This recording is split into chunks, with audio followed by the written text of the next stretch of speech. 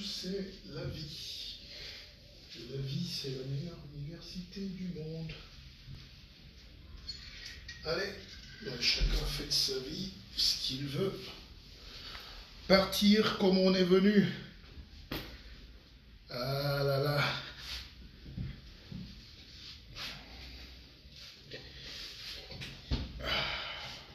Et voilà.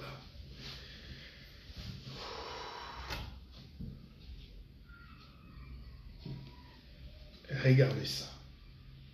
Regardez cette merveille. Et partagez ce direct. Bonsoir. Bonsoir à ma communauté.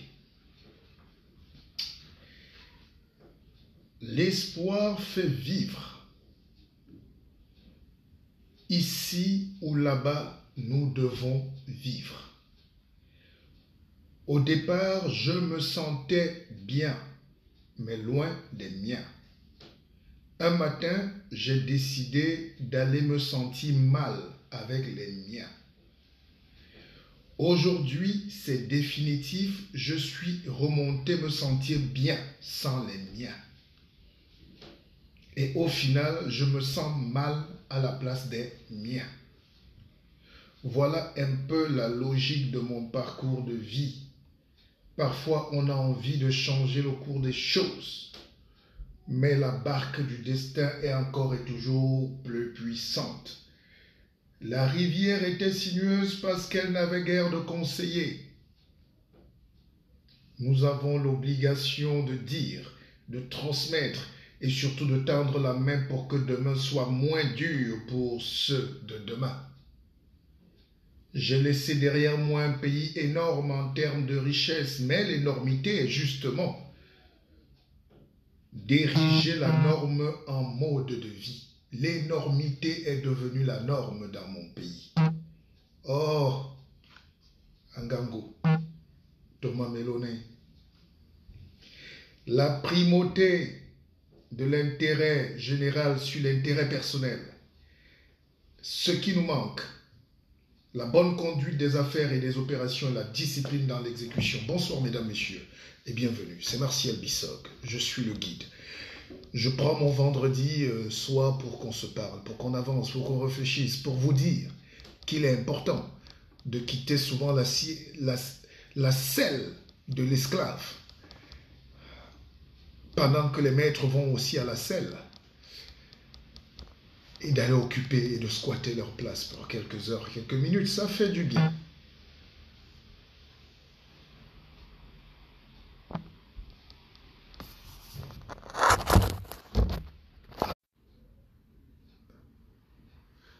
Apprenons à aller prendre aussi parfois la place des seigneurs, la place des maîtres, la place de ceux qui dirigent. Nous avons pendant longtemps et tout le temps été assignés à résidence, à la place de l'aide-soignante qui se bat, du vigile qui reste tendu des pieds à la tête du matin au soir, de la dame de ménage qui fait tout en disant « merci patron ». Finalement, l'esclavage n'est pas fini. Alors l'esclavage, il faut que je vous annonce la bonne nouvelle, c'est que l'esclavage ne finira jamais. Les codes changent. Là où il y avait les barrières de séparation, aujourd'hui les barrières sont idéologiques, physiques, non, immatérielles, pardon, pas physiques. Les beaux quartiers sont venus toujours remplacer les quartiers des maîtres et les ghettos, les logements sociaux. La banlieue est venue toujours remettre Tanga Nord et Tanga Sud au milieu. Alors l'équation qu'on doit se demander, c'est pourquoi nous devons toujours nous être à la même place? Laissons aussi cette place aux autres. Tous ceux qui sont venus en immigration, même après nous, sont devenus nos maîtres. Je parle des Pakistanais qui réussissent, qui nous vendent le piment. Même nos sœurs n'arrivent plus à vendre le piment. Elles sont concurrencées par les vraies vendeuses de piment. Faites un tour au bois de Boulogne, c'est... Même le piment qui est notre spécialité, on n'arrive plus à le vendre. Même le cacao, J'ai discuté avec une sœur ivoirienne ce matin qui me disait qu'il n'y a plus rien en Côte d'Ivoire. Elle est en train de faire venir toute sa famille. Et, euh, et pourtant, quand on a échangé, elle vient de la région où on produit. Elle vient de la région où est produit le cacao. Voilà, je pense. Vous ne pouvez pas vous rendre compte du choc que ça fait de dire qu'on produit le cacao, mais on n'en profite pas. De dire qu'on a la force, mais c'est les autres qui gagnent. De dire qu'on a des beaux enfants forts, champions, mais ils jouent pour la colonie, pour l'Empire, pour leur vrai pays. Parce que leur pays d'adoption, de naissance ne sait pas en profiter. Alors, ces questions-là me taraudent et c'est pour ça que je vous ai dit c'est impératif d'avoir vos livres. Surtout dédicacés en plus. Ceux-là sont déjà faits et chaque jour on essaye dans le monde entier de vous donner vos livres. Donc bonjour et installez-vous. La grand-messe du vendredi soir commence. Et ce soir, les gens veulent qu'on revienne sur l'actualité politique. Évidemment, tout est politique. On ne peut rien faire si on ne parle pas de politique. On ne peut rien faire. Mais ce qui me désole chez nous, c'est que les problèmes sont toujours au niveau des problèmes de personnes. Evelyne Chomchua, j'ai votre livre, madame, et dépêchez-vous de le prendre. Quand l'Africain va comprendre que c'est les concepts et l'idéologie qui dirigent et pas les problèmes de personnes, on va se développer. La Belgique a fait 162 jours sans gouvernement, mais il n'y avait pas manque d'eau, il n'y avait pas de coupure, il n'y avait pas de train en panne, il n'y avait pas d'électricité coupée. C'est parce qu'ils ont mis des mécanismes pour que l'homme ne soit qu'au service de l'institution. Akeva, bonjour, bienvenue et bonsoir. J'ai créé cette académie pour qu'on se libère, pour qu'on vive. On ne sait pas combien de temps on va mettre sur cette petite terre de misère. Mais quant à vivre, vivons mieux. Quant à passer notre temps sur terre, vivons avec les yeux ouverts. Ouvrez-moi ce troisième œil-là. Ne soyez plus les esclaves, ni de l'Orient, ni de l'Occident. Soyez libres, soyez heureux et vivez vos vies en termes d'épanouissement, de réussite personnelle, quelle que soit la dureté de l'environnement où vous vous trouvez. Le conflit aujourd'hui, c'est un conflit de civilisation, parce qu'il a toujours été comme ça. Les civilisations s'opposent. Vous voyez nos frères, les Arabes n'acceptent pas que le reste de l'Occident leur piétine dessus, parce qu'ils estiment être héritiers d'une grande civilisation. Les Arabes ont marché jusqu'à Poitiers. Et les Arabes qu'on trouve aujourd'hui en France, c'est la 3e, 4e génération. Ils sont venus au même titre que les autres Africains, mais travailler, faire tourner les usines. Qu'est-ce qu'on a fait? On les a parqués dans les ghettos, dans les banlieues. Et aujourd'hui, quand leurs enfants se lèvent pour revendiquer leur place dans le drapeau, on leur dit non, vous êtes des Arabes, vous êtes des islamistes, vous êtes des musulmans, taisez-vous, restez chez vous. Eux, au moins, ils ont le courage de dire non, stop. Mais vous, la négraille, quelques diplômés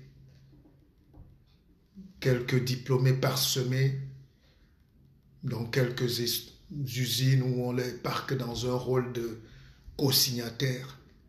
Ils se plaisent à ne pas prendre le rôle de leader. Ils ne veulent pas perdre leur beefsteak. C'est pour ça que j'ai écrit dans un de mes premiers livres, en 2012, que l'Africain est toujours à 2 chèques de la pauvreté. Dès que tu ne signes pas le premier chèque, il gueule.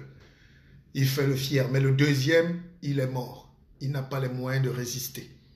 Pourtant, nous devons nous donner les moyens de nous libérer de cette chaîne de l'esclavage. Et ici et là-bas. Parce que les combats qu'on mène ici, c'est pour ceux qui n'ont pas de connexion en Afrique. C'est pour ceux qui ne se sont pas lavés l'arrière-train depuis 3 jours par manque d'eau, filles comme garçons. C'est pour ceux qui n'ont pas de lumière, d'électricité à Bonabéry, à Garouaboulaye. C'est pour ceux qui n'ont aucun médicament dans les centres de santé dans vos pays, que je qualifierais de pays pas de voyous, pas de pays de M, comme disait Trump. Je ne vais pas citer Trump ici. Mais comme des pays sauvages, où la sauvagerie a pris le pas sur la civilité. Et les autres, ils savent bien que nous aimons la sauvagerie. Regardez le spectacle qu'on livre quand un de nos vieux chefs d'État vient en visite. Les deux camps s'affrontent.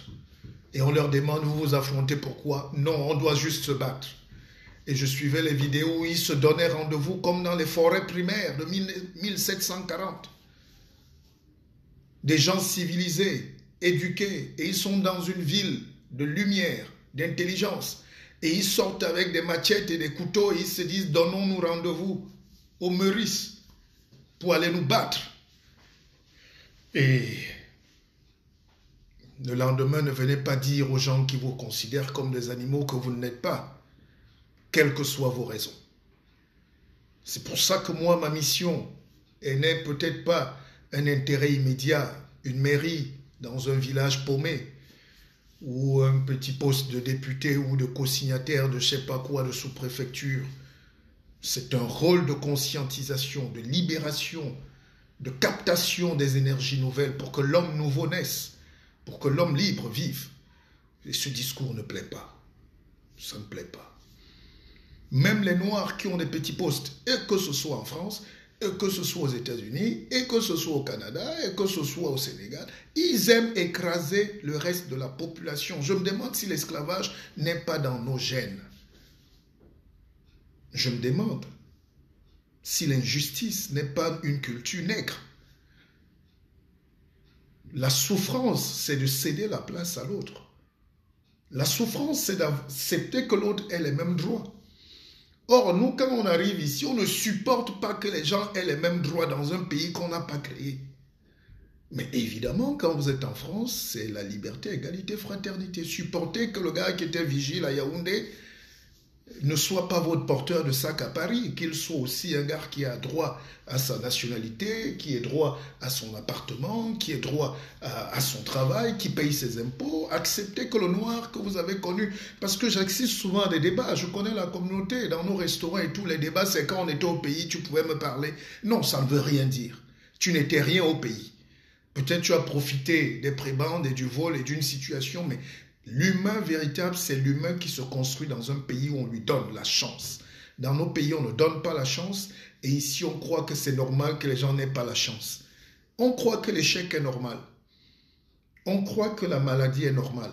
Ici, tout le monde a le droit de se soigner. Ici, tout le monde a le droit d'avoir des papiers. Ici, tout le monde a le droit d'avoir un travail, un logement. Ici, tout le monde a le droit d'exister. Et c'est justement ce droit-là qu'on veut pour les animaux qui sont nos frères et qui sont restés là-bas. Ça peut choquer quand je dis animaux, mais évidemment, si ça peut vous choquer au moins, je serai content. Dites-moi ce qui est humain quand on regarde ce Cameroun-là aujourd'hui,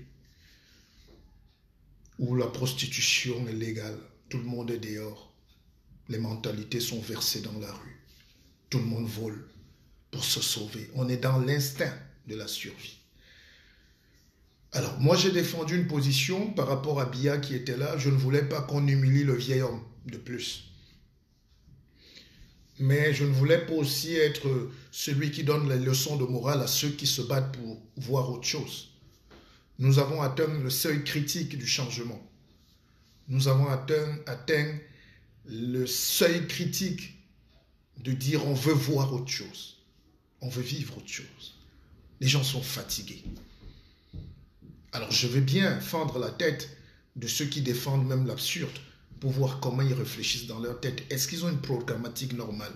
Certains peuvent se battre pour qu'on préserve la dignité d'un vieil homme presque centenaire. C'est justifiable. Mais on ne peut pas se battre pour que le Cameroun soit comme il est là. C'est-à-dire, je ne peux pas comprendre que des gens à peu près normaux dans leur tête se disent que c'est bien le Cameroun comme il est. Il ne faut rien faire. Ayop, ayop, ayop. Il n'y a pas d'ayop, ayop, ayop. Soit vous faites la connerie de croire qu'une tribu doit être aux affaires parce que c'est une connerie. Les gens qui souffrent extrêmement dans ce pays sont issus de la tribu qu'on veut indexer comme celle qui gouverne. Mais quand vous regardez ce Cameroun aujourd'hui, mesdames, messieurs, du nord au sud, de l'est à l'ouest, dites-moi une région où coule le miel. Dites-moi une région où il y a le bonheur, le plaisir, la vie, où il y a les commodités, où il y a l'eau. Et ce travail donc de demain et d'aujourd'hui qui commence là doit nous interpeller avec des hommes qui ont une nouvelle vision. La liberté, c'est aussi accepter que les autres aient une nouvelle vision. Je me méfie des animaux ici en Europe qui sont cachés derrière la sécurité sociale et qui ne veulent même pas qu'on avance dans le débat du progrès pour les autres. Je me méfie de ces demandeurs d'asile de misère qui n'ont même pas deux boulons dans la tête, qui refusent qu'on réfléchisse pour que tout le monde là-bas ait accès à la santé, que ceux qui sont restés aient accès à l'éducation. Je me méfie de ces animaux, soi-disant qui peuvent acheter une veste sur les Champs-Élysées, mais qui en réalité sont des handicapés mentaux et qui se battent pour préserver je ne sais pas quoi. C'est de la folie. C'est de la folie. Est-ce que vous êtes conscient que pendant qu'on parle, les gens sont en train de mourir au nord-ouest, les gens sont en train de mourir au sud-ouest, les gens sont en train de crever de misère au nord, les gens n'ont pas vu de lumière depuis plus de 3 ans à l'est. À Yaoundé, il n'y a pas d'eau potable. À Douala, il n'y a pas de travail. Il y a la lumière, la saleté qui manque, la saleté partout, la lumière qui manque depuis des semaines à Bonabéry. L'eau ne coule pas à Douala. Alors, comment on peut se permettre de se mettre à la face du monde et de dire qu'on est bien et que Paul Biya est beau? Il ne s'agit pas de la beauté du nonagénaire. Il ne s'agit pas de l'âge du nonagénaire, Il ne s'agit même pas de la vie personnelle ou privée. Il s'agit du destin du Cameroun. Il s'agit d'un futur qu'on doit réinventer nous-mêmes.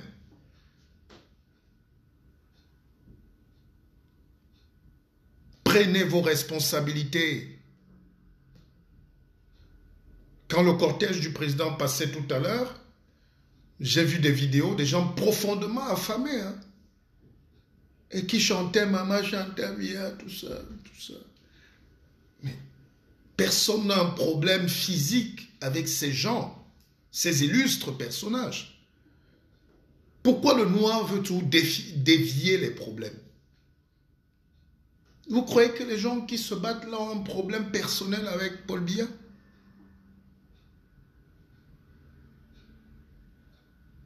Non, mais vous croyez que les Camerounais ont un sérieux problème privé avec Chantal Biya, qui est plutôt une fille qui vient de milieux modestes comme nous tous? Là où on demande aux gens de réfléchir sur les meilleures conditions de vie, eux, ils apportent des problèmes personnels. Chantal Biya est belle. Oh, Paul Biya est beau. Oh, respectons la beauté du président. Ça me donne envie de pleurer ce soir. Le débat politique est en train de dévier sur les attaques personnelles. Le débat de la nation est en train de basculer sur des considérations de la pauvreté. Et ces gens-là, ne nous en occupons même pas. Parce qu'on sait ce qu'ils valent. Ils valent 1000 €. Ils valent 100 €. Ils valent 25 €. Ils valent l'effort de leur misère. Bon, non, ne dévions pas le débat.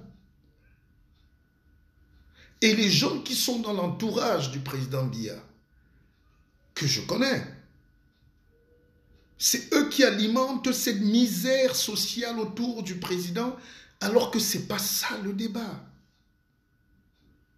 C'est pas ça le débat. Le débat, c'est comment on va assurer une transition meilleure, sans écoulement de sang, sans bain de sang de plus, sans mort de plus. Et comment on va faire pour récupérer un pays nouveau? Comment on va faire pour fédérer les intelligences, les énergies, les bacs plus 11 et les bacs moins 0, pour que tous les Camerounais se mettent ensemble et avancent? Et les policiers français qui regardaient la scène du départ du président ce matin, voyaient des mamans qui sont les aînées de Chantal Biya, dit maman Chantal Biya. Bon, c'est-à-dire quand nous exportons nos cultures quand même ici, réfléchissons à l'environnement. Hein. On peut chanter comme ça en Simalène, ça passe. Mais vous chantez comme ça en plein cœur de Paris. Vous chantez comme ça devant les caméras du monde entier. Mais après, quand on va dire que Biya ressemble à Mobutu, vous allez vous fâcher. Prenez les vidéos de la fin de Mobutu. Prenez les vidéos de la fin. Est-ce que c'est cette image? Comment des mamans qui ont 60 ans appellent une fille de 40 ans maman Chantal Biya? Parce qu'elle a donné 1000 euros.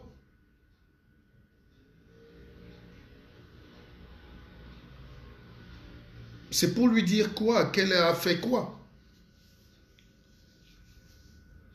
Comment les gens payent leur transport pour aller soutenir la connerie? Évidemment, je n'ai pas dit qu'on doit agresser le président. Mais même ceux qui se défendent de l'autre camp, là, vous, qu'est-ce qui se passe dans vos ciboulettes? Vous avez un peu de jugeote, là? Dans un pays civilisé, la première dame n'est pas votre maman. Ça démontre de la petitesse, ça démontre de la misère, ça démontre du degré de pourrissement. C'est ce qu'on appelle chez nous la corruption mentale, idéologique. Et toutes nos familles sont comme ça. Nous tous, nous sommes comme ça. C'est de la médiocrité. Même dans nos familles, on vous appelle papa. Moi, on peut m'appeler papa parce que je suis le père de mon père. Je suis l'héritier de mon grand-père. Je suis l'héritier de toute ma grande famille. Je suis le chef. Ça a d'autres considérations, mais réfléchissez. C'est à force de vouloir chercher des responsables, de trouver des responsables pour ne pas avoir à faire votre devoir. C'est ça qui nous appelle à la pauvreté et au pourrissement du pays. Personne n'est responsable. Personne. C'est l'autre. C'est vous. Arrêtez cette misère. Au pays encore, on peut comprendre que des mamans aient besoin de 500 francs, qu'elles viennent de Bancomo, qu'on aille porter dans des camions, qu'elles viennent même d'un fou, de Sage ou d'Otélé, je ne sais pas d'où. Elles ont besoin parfois de 1000 francs pour manger. Vous êtes en Europe.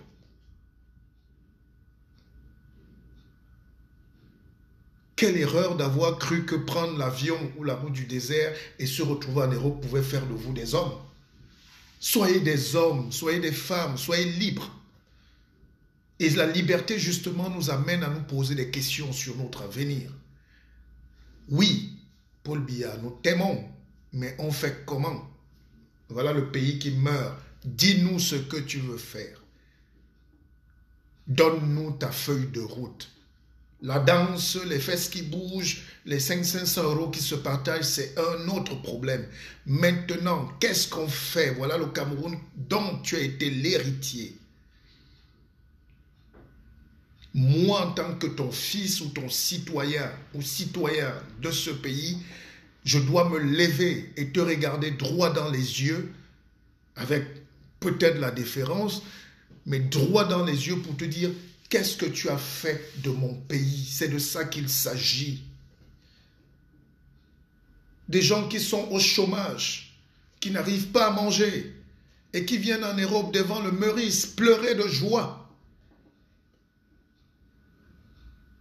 Moi, cette image qui est en train de faire le tour des réseaux ne me fait pas rire. Ça me pousse à me questionner sur notre capacité à comprendre les enjeux du monde.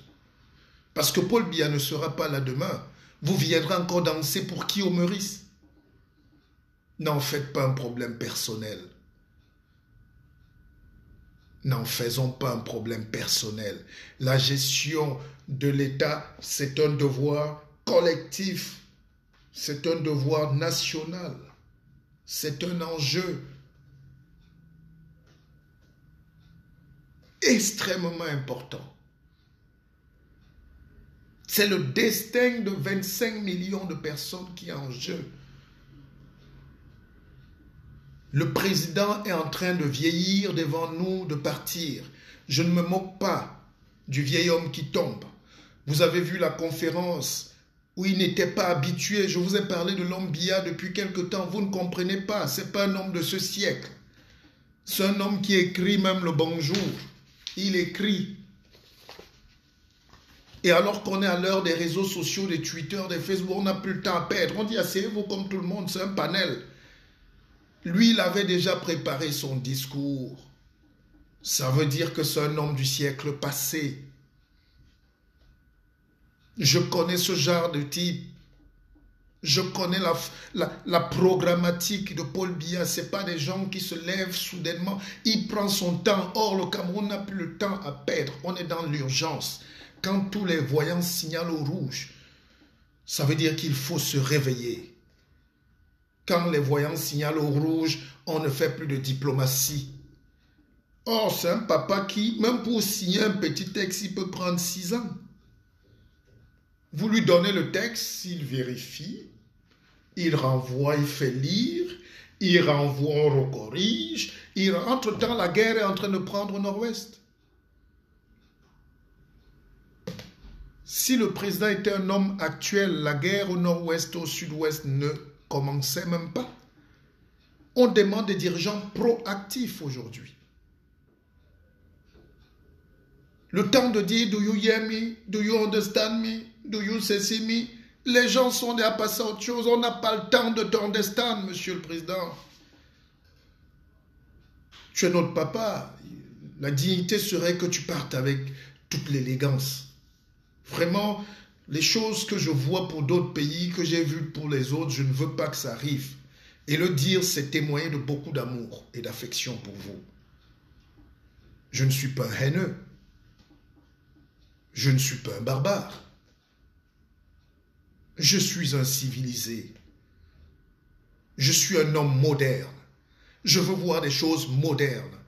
Je veux voir des nouvelles mentalités. Je veux voir un nouveau président. Je veux voir des nouvelles têtes. Je veux voir de nouveaux ministres. Ça va faire du bien même à vos enfants. Ne brimons pas le Cameroun. Ne bloquons pas le Cameroun au siècle passé. Oui, mais les Camerounais doivent prendre... Parce qu'au pays, on ne voit pas Paul Biya au pays, sauf quelques initiés comme nous qui avons cette chance. C'est ici qu'on a le choc violent. Et j'ai même vu des gens dire, mais pourquoi il parle à notre président? Non, mais on a le droit de parler au président comme ça. Mo Ibrahim, je suis désolé, n'a pas manqué de respect à Paul Biya. Mo Ibrahim est l'une des personnalités les plus influentes du monde. Le monde fonctionne comme ça. Mo Ibrahim peut développer le Cameroun à lui seul avec sa fortune. Donc, les Camerounais étaient choqués qu'on parle. Le Cameroun était choqué qu'on parle au président. Non, le président n'est pas un dieu. Réveillez-vous dans vos têtes. Peut-être vous l'adorez trop. Peut-être il vous a traumatisé. Mais réfléchissez qu'après Paul Biya, il y aura un président. Après Paul Biya, le Cameroun ne va pas disparaître. Si c'est le plan de quelques-uns d'entre vous, dites-vous que vous avez raté. Il y aura un président qui va venir même en babouche, qui aura même une petite voiture, qui n'aura même pas de garde du corps. Mais il faut qu'on atteigne ça pour qu'on vive comme un vrai pays. Parce que le Cameroun vit comme un pays riche. Enfin, nos dirigeants se croient riches. Ils vivent comme les gens, les présidents de la Norvège, du Danemark et de la Suède. Alors que là-bas, les présidents en Norvège, en Suède, au Danemark, en Suisse, les gars marchent à vélo. Personne n'a un logement de fonction. Chacun démarre sa voiture ou son vélo, chacun habite dans sa maison et chacun va au travail pour la nation. Ça fait des économies. Alors les Camerounais veulent le changement, mais tout le monde, personne ne veut rien perdre. Même le sous-préfet, il lui faut un 4x4 de 120 millions. Parfois, il a un gros 4x4. Le préfet a un 4x4 de 180 millions dans une ville où tout le budget même de la ville n'atteint pas 5 millions. Mais il faut régler ça. Voilà des détails qui font la différence dans le développement. Voilà les détails qu'il faut accepter si vous voulez vous développer. Je sais qu'on est calqué sur la France. La France, c'est une royauté. La France vit comme ça. Les puissants sont puissants. Mais la France aussi a ouvert la brèche pour que les pauvres existent, pour que nous vivions, pour que nous respirions, pour que la tour Eiffel appartienne à tout le monde et brille pour tout le monde. Le développement, donc, c'est pour que tout le monde ait à manger, tout le monde ait la santé, tout le monde ait l'eau et l'éducation.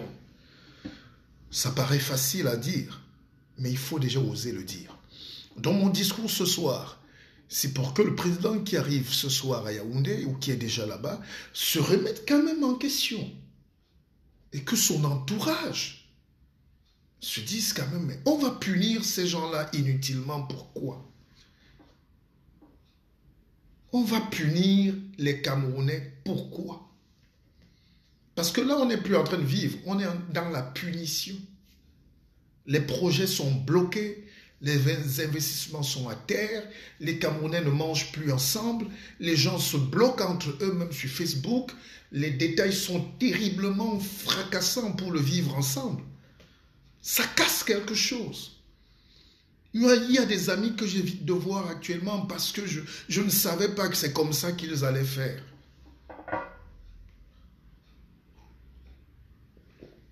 Je croyais qu'ils étaient grands, mais je découvre que c'est comme ça qu'ils allaient faire. Nous devons avoir un pays neuf.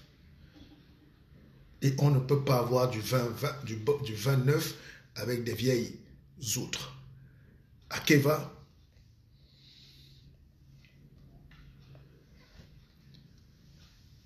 Anne-Claire Lecomte, vous avez vos problèmes personnels, allez sur les pages des gens qui ont des problèmes personnels.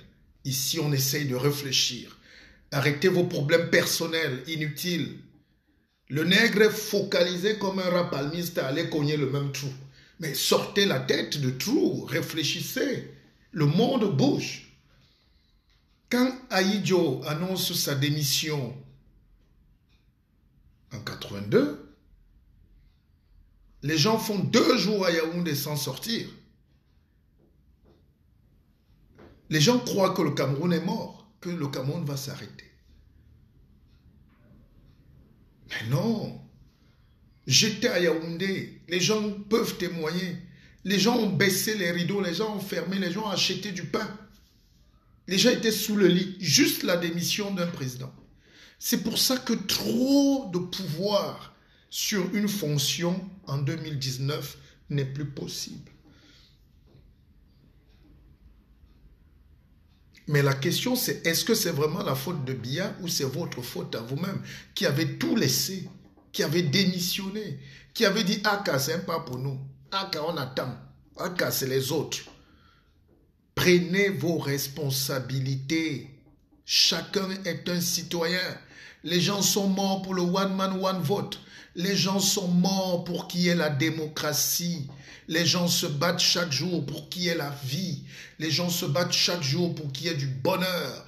Les gens se battent chaque jour pour qu'à Kribi, les populations ne mangent plus les déchets de poissons alors qu'il y a la mer qui a le plus de poissons en Afrique. Les gens ne vivent pas bien parce qu'ils fuient leurs responsabilités. Si nous tous on était médiocres, si les Camerounais dans leur ensemble étaient comme on voit là au Meurice, dans 2 camps de médiocres, allons nous battre. Mais battez-vous avec l'intelligence pour dompter le nucléaire.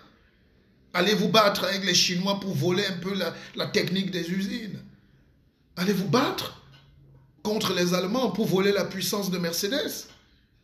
Allez vous battre contre les Égyptiens pour prendre la technique d'Arabe Contractor. Mais allez vous battre contre les Israéliens.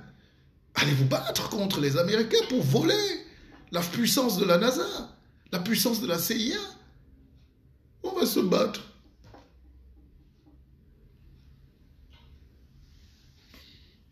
Battez-vous. Bravo. Non, mais les gens me parlent. Non, ce n'est même pas que le papier est trébuché. C'est de son âge. Encore qu'il fait mieux. Mais je vous dis que nous ne pouvons plus confier notre destin, ou du moins pour longtemps, à ce papier. Moi, ce qui me ferait mal, c'est que le président tombe, et de la très mauvaise manière, qu'il s'écroule. Nous devons donc créer un comité de protection du président, mais pour qu'il se repose aussi.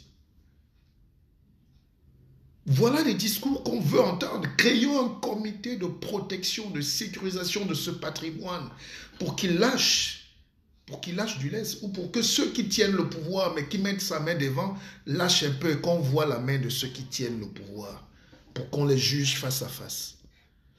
Parce qu'ils nous menacent, c'est un autre danger. C'est eux le danger du Cameroun, ceux qui forcent le président à jouer un jeu qu'il ne doit plus jouer à cet âge. Mais c'est même un sorcier, ce type. Parce que même quand il est perdu dans le débat, il demande quand même ses feuilles. Mais en même temps, il demande un appel au secours. I have a statement. J'ai mon discours. Il ne peut pas sortir ce discours. Et c'est exactement comme ça que vivent les gens de cet âge. Ils ne prennent aucun risque. Or, le Cameroun est là à un niveau où il faut prendre tous les risques pour se développer. Nous devons tout essayer, tous les systèmes économiques. Nous devons lancer les plans quinquennaux. Nous devons lancer la réforme de l'éducation. Nous devons lancer la réforme de la santé. Nous devons lancer la réforme même des institutions. Le vieux président ne peut pas le faire. Ce n'est pas de son âge, ce n'est pas de son époque, ce n'est pas de sa force, ce n'est pas de sa vision. Lui, c'est sécuriser son petit pain. Il veut lire son discours. Il a sa feuille. Les papis ne font pas de révolution. Jean-Paul Sartre disait, à 30 ans, on est révolutionnaire. À 60 ans, on est conservateur. À 90 ans, alors, on est ultra conservateur. Donc, quand la jeunesse se cache derrière un papa presque centenaire pour compter sur lui, alors que lui ne veut plus faire de révolution, c'est à vous de faire la révolution, chers jeunes. C'est à vous de proposer de prendre votre destin. C'est à vous de prendre vos responsabilités. Le président Biya, c'est terminé. C'est terminé. C'est un papa qui mérite tout au plus notre respect, notre générosité. Je ne veux pas aussi, quelqu'un m'a écrit hier, mais pourquoi vous dites qu'il faut protéger Paul Biya alors qu'il faut le changement? Je dis non, il faut le protéger pour qu'on ne bascule pas dans un cycle de violence infinie. Le Cameroun est déjà dans la violence. Si la transition ne se fait pas doucement, il y aura encore plus de violence. Et quand il y a les violences, ce n'est pas les gens qui prennent 1000 € ici qui souffrent. C'est ceux qui n'ont pas de lumière à Mouyoka. C'est ceux qui n'ont pas de manioc à Akomde. C'est ceux qui n'ont pas de travail à Saint-Mélima. C'est ceux qui sont victimes des éboulements à Bafoussam. Le Cameroun est tellement pauvre. Et il faut qu'on déconstruise certaines choses. J'ai dit l'autre jour que les révolutionnaires ne venaient pas de l'Ouest, ne venaient pas du centre, ne venaient pas du Nord uniquement. Ils venaient aussi du Sud profond. Je vous ai pris l'exemple de Djoum, qui est une grosse base de la résistance. Saint-Mélima était une grosse base de la résistance. Djoum et Bolova, les gens résistaient contre l'occupation coloniale, comme à Bafoussam, comme en Konsamba, comme à Edea, comme à Ezeka. Nous avons tous payé. Alors ce discours qui tend à diviser les Camerounais n'a plus sa place. Regardez le degré de pauvreté.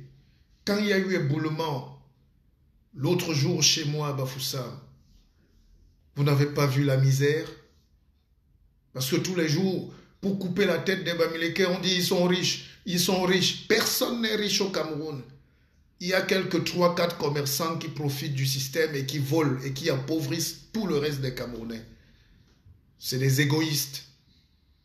Je n'ai pas vu un des milliardaires là enlever 1 milliard pour construire les logements sociaux pour Bafoussam ou pour Bamungum, pour Ngouaché. Ils sont tous là, ils ont volé, ils ne payent pas des impôts, ils ont pris la carte du RDPC. Finalement, le parti, c'est un gouffre de crabes et de voleurs et de pilleurs de la nation.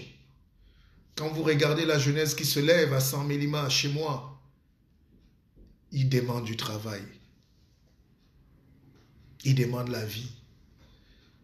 Quand vous regardez les gens à Comdeux, à Kribi, les paradoxes du pays organisateur, comme disait le célèbre cousin Charles Tebayene. Quelle est la partie du Cameroun où on est riche? Regardez, Maroua est dans la boue. Et ces gens-là se sont levés du haut de leur gandoura, eux qui ne parlent jamais. Ils ont dit à Kavayegue et à leurs dirigeants, foutez-nous la paix, vous nous volez, vous dérangez le Nord. Et le Nord va se couper de la République très bientôt. C'est des signaux. Et on a laissé pourrir un discours sur le tribalisme. Et vous savez que le nègre aime ce genre de petites choses. Le noir n'est pas prêt pour la grandeur, mais les petites choses comme ça, il aime bien. Donc on a servi au peuple ce qu'il aime bien, dans le tribalisme, les conneries. Maintenant on dit on va faire une loi. Mais ça fait 100 ans qu'on vit, on n'avait pas besoin de loi. Les gens quittaient le sud, ils allaient fréquenter au nord. Bien quitter Sangmilima pour aller fréquenter à Edea, au foyer Tanéal, au séminaire. Aujourd'hui, ça ne sera plus possible. Les gens partaient du nord pour venir fréquenter à l'université de Yaoundé. Les gens partaient de Douala pour aller à l'université Fotso Victor de Banjoun, à l'UIT. L'université des montagnes, qui a formé beaucoup de médecins. Mais c'est ce Cameroun où les gens bougent. C'est ce Cameroun qui a encore des reliques du vivre ensemble. Il n'y a pas de tribalisme. La CDC a fait venir près de 20 000 employés, et Ton Boulou, Bassa, qui sont restés à Tiko, à Limbe, à Mundemba. Ils ont fait des arrière-petits-enfants qui sont nés de là-bas. Quand vous entendez Clinton Ndje, c'est le nom Bassa. Et Bakoko, c'est ça. Nkonsamba, c'est la ville de tout le monde qui venait planter du cacao, cultiver du café, et on descendait de Bafan, les gens fuyaient. Nous sommes une histoire en fuite. Nous sommes une histoire qui se fait. Tous les gens sont partis de Baganté pour venir en Konsamba, de Bafan. Les gens descendaient de la colline pour venir à Melong, partout, Sanchou. Il y a les Mbo à la plaine de Sanchou. Mbo du côté de la Ménois et Mbo du côté du Mungo. C'est ce mélange, c'est ce jus, ce nectar-là qui fait le Cameroun. Ne faites pas comme si on est né aujourd'hui et vous voulez créer des lois. Ce n'est pas la loi, ce n'est pas de la loi dont on a besoin au Cameroun, c'est d'une conscientisation morale. Une loi ne passera jamais tant que les gens sont haineux, tant que les gens manquent de vision, tant que les gens manquent d'amour. Et le régime actuel a tout fait pour tuer l'amour. Le régime actuel a tout fait pour opposer les gens. Pourquoi? Parce qu'ils ne veulent pas partager. Bonjour, je voudrais savoir combien coûte la boîte de médicaments que tu montrais. Écrivez-moi une box, on ne parle pas des choses comme ça en direct quand on est dans les vrais sujets. Même si on vous dit prenez la boîte, vous n'allez pas la prendre. Vous allez douter. Les grands scientifiques, les professeurs de médecine créent un truc contre l'hypertension, contre le diabète, contre les bouffées de chaleur pour les femmes, un produit qui repart les cellules, qui est discuté par tout le monde aux États-Unis. Le noir te dit tout, le Camerounais, tu es sûr que ça marche? Ça ne marche pas. Bon, il me détourne.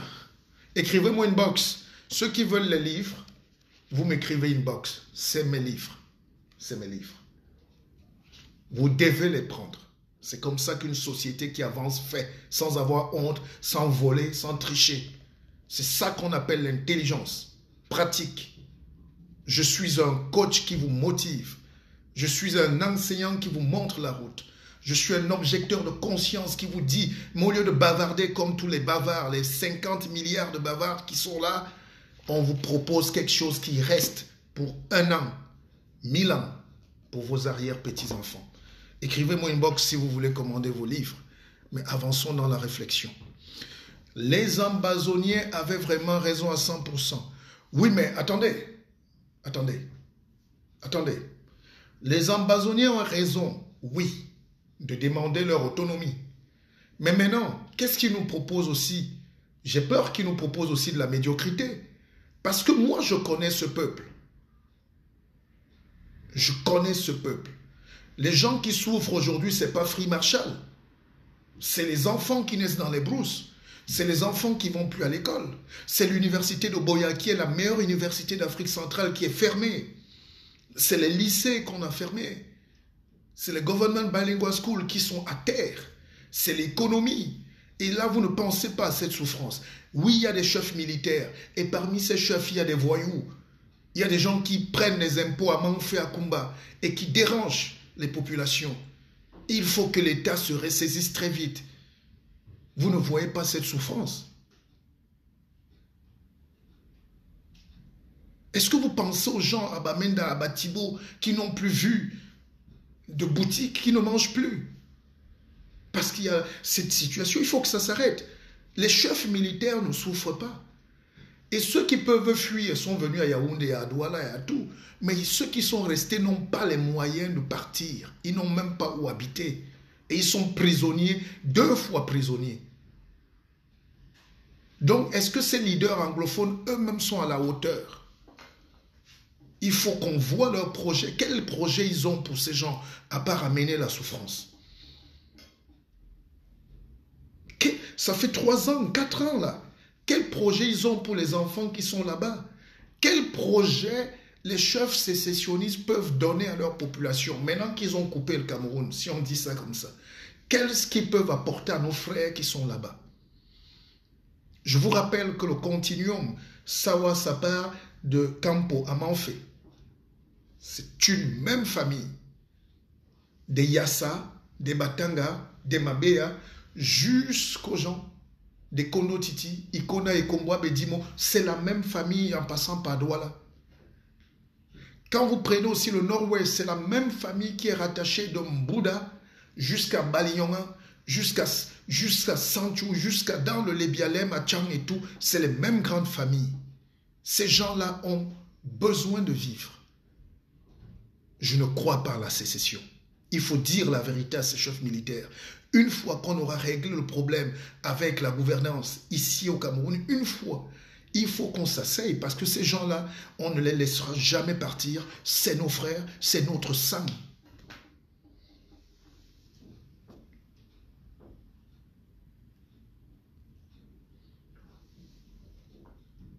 On n'a pas envie de laisser partir les enfants du Lébialem. Vous voulez qu'ils partent où? Ils sont Tchang, ils sont Camerounais, ils sont nous. C'est nos frères.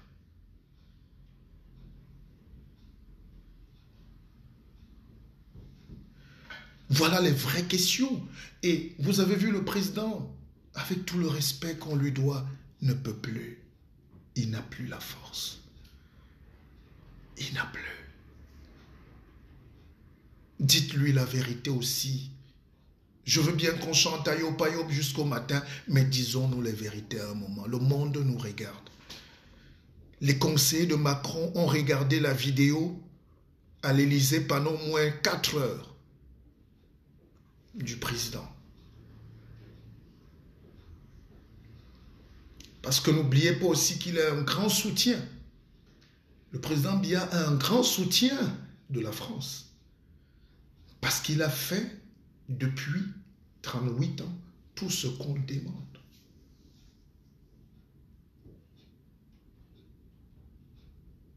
Paul Biya n'a pas un problème avec les patrons. Le problème de Paul Biya, c'est qu'à force de servir les patrons, il a oublié de servir le peuple. Et c'est ça notre problème aujourd'hui. Comment inverser la tendance? Deuxième chose, une fois qu'on a récupéré le Cameroun entre nos mains, qu'est-ce qu'on fait de ce pays qui ne nous appartient même pas à 5% de richesse? Parce que les gens, c'est bien de dire liberté, liberté, le Cameroun a fait ceci, nous on va faire... Ce n'est pas au niveau d'un leader. C'est au niveau de la réflexion profonde d'une nouvelle nation.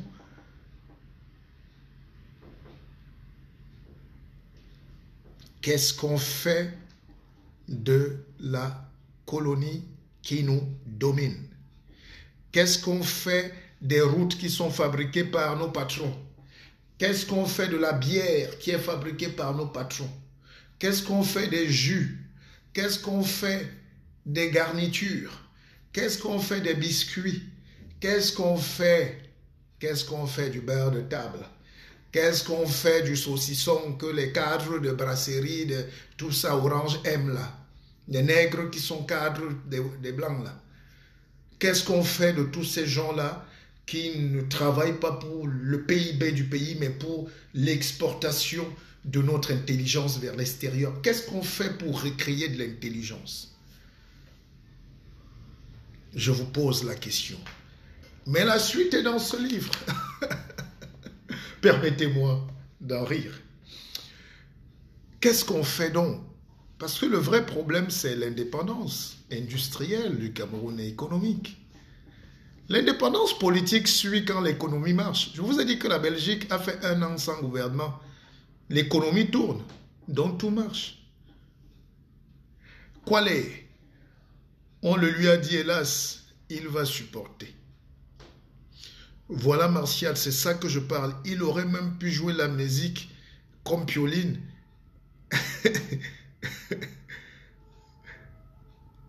Le vrai débat est en train de commencer. Mensonge égale manque de confiance qui entraîne l'impossibilité de se mettre ensemble, pas de développement. Le guide, pour rien au monde, je ne vais respecter ce vieux. Bon, c'est ton débat. Chacun fait ce qu'il veut. Je suis pas... Les gens qui sont dans mon académie, qui se sont inscrits, savent qu'on a des valeurs. Et parmi les valeurs, on prône un respect. On prône des choses qui vont vers l'amour d'être ensemble, pas de diviser. Les nazis seront jugés. Faites ce que vous voulez. Sans justice, il n'y aura pas d'État. Le groupe de... voilà. Bonjour, merci à Buisson. Bonjour. Mais partagez ce direct. Qu'est-ce qu'il y a? Félix Ouafo, tout à fait. Il n'y a pas de progrès sans justice sociale. Karine Père, je vous invite à suivre ce direct si vous permettez. Ah ben voilà.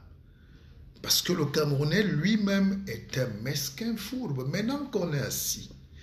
Quoi le dit? Le RDPC, c'est un gouffre, un gros gouffre affectif. Mais effectivement, qu'est-ce qu'on fait? Comment récupérer l'économie du Cameroun entre nos mains? Parce que la vraie bataille, qu'on ne vous dit pas ou que vous fuyez, c'est il faut déjà qu'on arrête nous-mêmes d'importer la brocante. Les pneus, les garnitures déchirées, là, les vieux habits, laissez un peu ça. On veut porter du neuf. Il faut que nos femmes portent des slips neufs, que nos enfants portent des habits neufs, qu'on vive, qu'on ne porte pas les déchets des autres. Et pour ça, il faut créer l'outil de production. Il faut créer la machine à fabriquer du pain. 1, il faut savoir fabriquer du pain. 2, il faut créer la machine à fabriquer du pain. Deuxième chose, il ne faut pas se tromper d'analyse. Là où ça devient intéressant, chers frères et sœurs, et là c'est le guide qui parle. Il y a un dirigeant qui s'appelle Evo Morales. Il a été chassé, il est ce soir au Mexique. Et j'ai vu des nègres camerounais jubiler. Oh, Evo Morales, Evo Morales. Ce que vous ne savez pas, c'est que son pays est dans la même situation que le Cameroun, mais avec un président différent. Evo Morales, c'est un paysan, c'est un Indien, c'est un pauvre. C'est une majorité, mais qui n'avait pas accès. Donc pour la première fois de l'histoire de son pays, le peuple a accédé au pouvoir. Alors quand Evo Morales arrive, il fait passer l'éducation de 1 à 50. Je vous rappelle que son pays est le premier producteur de l'État, avec lequel on fabrique le portable et tout, les nucléaires, tout. La bauxite, son pays est le premier producteur mondial du manganèse, c'est un pays extrêmement riche. Et Evo Morales, qui est indien à la base, donc comme un nègre, comme un esclave, il a travaillé pour la société, pour libérer son peuple. Les Boliviens sont devenus riches en 1 ou 2 mandats. Et il a nationalisé toutes les grandes entreprises qui étaient là. Écoutez bien, et ça a énervé tellement les États-Unis et les grands patrons qu'ils ont tout fait pour le renverser en montant le peuple contre lui, mais en réalité, c'est l'oligarchie, c'est les descendants des colons espagnols, italiens qui ont repris le pouvoir ce soir. Mais le peuple n'est pas au courant. Et ça, je vous le dis, ça va arriver chez nous bientôt. Soyez pas naïfs. La géopolitique, c'est une science. C'est pas pour tout le monde. Tant que nous serons là, nous allons vous expliquer. Tout le monde fera des directs, mais venez dans des directs où vous allez apprendre de la voix des maîtres. La géostratégie, la géopolitique, c'est une science. Et si on n'a pas cette science, on ne fait pas la politique. On ne la comprend pas. On va être manipulé. C'est depuis qu'il est au Mexique, Evo Morales, que les Boliviens se rendent compte, parce que Washington a déjà dépêché les gens, on a sécurisé, et on va mettre un gars qui appartient au système et qui va leur redonner leurs usines. Donc la bataille du Cameroun, c'est la bataille que Evo Morales a menée avant nous, et c'est la bataille qu'on doit mener après Paul Biya. Comment renationaliser, comment recapitaliser, comment reproduire, comment dompter notre économie pour que l'argent tourne entre nos mains, pour que la richesse, parce que tout ce qu'on fait là part ailleurs, le bois part ailleurs, on a une économie extractive, qu'on aime Paul Biya ou qu'on ne l'aime pas, la situation économique du Cameroun est catastrophique, elle restera comme ça si on ne fait pas la révolution. L'industrie extractive, ça veut dire que depuis que les Blancs ont créé nos pays, ils ont créé, dessiné, partagé nos pays, ils ont dit ici, on va mettre le cacao, ça monte. On met le bois, ça monte. On met le café, ça monte. On met les l'EVA, ça monte. On met la banane, ça monte. On n'a jamais nous-mêmes dit à nous-mêmes que bon, maintenant, donc, on va faire un truc, ça reste. On va faire le café, ça reste. On va faire le manioc, ça reste. On va faire le plantain, ça reste. Il faut faire une économie de ça reste au lieu de ça part. Vous avez compris le développement? Tout ce qu'on a au Cameroun, jusqu'aux assurances, c'est ça part. C'est eux. Et vous fuyez ce développement-là, vous fuyez cette vision économique-là qui nous tient en réalité à l'esclavage, qui nous ramène à la colonisation. C'est ce que vous refusez de voir et vous commencez, oui, maintenant qu'on a vu donc les vrais problèmes, parce que on n'a pas pu, il faut maintenant faire tout pour aller capter l'énergie avec la force. Quand les Chinois ont fait leur révolution, ils n'ont pas fait de marche. Quand les Indiens ont commencé à faire leur révolution, ils n'ont pas fait de marche. À partir du moment où vous commencez à faire le bruit sur ce que vous devez faire, l'autre anticipe sur ce que vous allez faire, puisqu'il a l'avance sur vous et il dévie tous vos projets.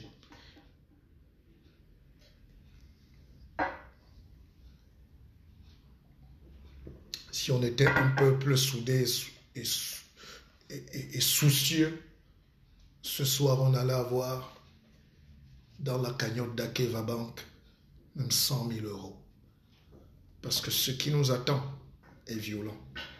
Les Indiens n'ont jamais marché, même les Pakistanais. On les a juste découverts à Paris. On ne sait même pas quand ils demandent les papiers. On ne sait même pas quand ils vont à la préfecture. On ne sait pas s'ils meurent. On ne sait pas si les Chinois meurent. On voit seulement comment ils rachètent tout en cachette.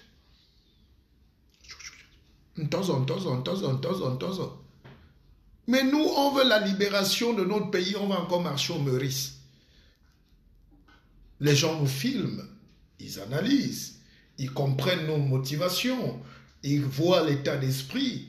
Et ils commencent à nous diviser. Ils commencent à anticiper, à désactiver les leaders, à les affaiblir. Tant qu'on lutte et on est divisé entre nous, on va aller comme ça et rien ne change.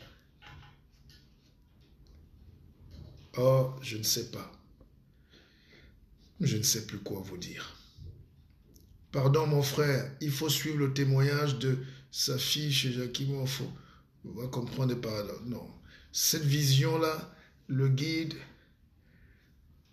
un régime. Le guide, tu bois quoi? Je bois de l'eau. Hein? Tu veux me faroter? Quelqu'un l'autre jour a dit que j'avais un petit pull, une petite veste. Quand je partais du Cameroun, j'ai laissé 400 vestes dans mon armoire. Ça, c'est maintenant un côté ludique. C'est vendredi soir, on peut s'amuser. Donc, dépassons ces considérations des habits, des costumes, des vestes et tout. Cette veste que je mets sur moi a coûté une fortune. Si vous savez, vous pouvez vérifier. Donc, on va arrêter le débat comme ça ce soir. Je vous laisse vaquer à vos occupations, hein, les frères. Le guide se remet sur pied et nous devons nous battre pour qu'on avance. Mais sachez qu'on ne vous laissera pas orphelins. Le Cameroun a des valeurs. L'Afrique a des dignes fils. Il y a encore des savants. Tout le monde n'est pas fuyeur. Tout le monde n'est pas un démeur. Tout le monde n'est pas un beausailleur. Enfin, moi-même, je suis déjà beausailleur, c'est ça? J'apprends des nouveaux termes.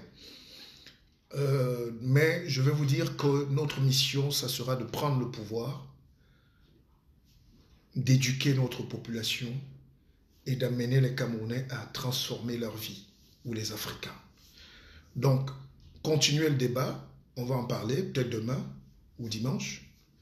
Je ne vais pas être très long ce soir, c'est bon pour moi. Je vous donne un conseil, commandez vos livres, écrivez-moi une box. Au début, on avait l'idée, on n'avait pas écrit. Maintenant, on a matérialisé et ça part. Et tout le monde est content. C'est des histoires authentiques, c'est un parcours de vie.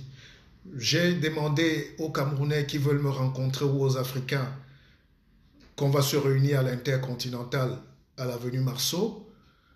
Ceux qui veulent participer m'écrivent une box pour réserver leur place. Si on est 100, on arrête. Et beaucoup ont commencé déjà à s'inscrire. Ceux qui veulent entrer dans l'académie, écrivez-moi toujours. Je suis ouvert, je ne dors pas, même à 3 heures du matin. Et venez, on est en train de structurer des choses. On est très nombreux déjà. Des États-Unis en passant par l'Australie, les gens prennent leur adhésion. Et j'ai lancé Akeva Bank. C'est un projet qui me tient à cœur pour que les autres ne décident plus de notre capitalisation. La monnaie ne sera plus vue. Le papier va disparaître. L'argent, ce n'est plus ça. Le fiducie, c'est terminé. Nous sommes à l'heure des valeurs ajoutées de la crypto-monnaie.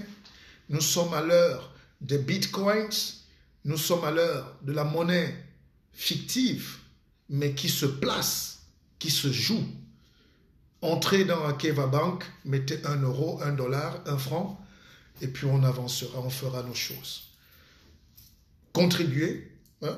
Moi, ce soir, d'ailleurs, pour Bafoussam aussi, pardon. Bafoussam n'est pas terminé, on a lancé des quêtes. Moi, je dépose encore ce soir pour Bafoussam.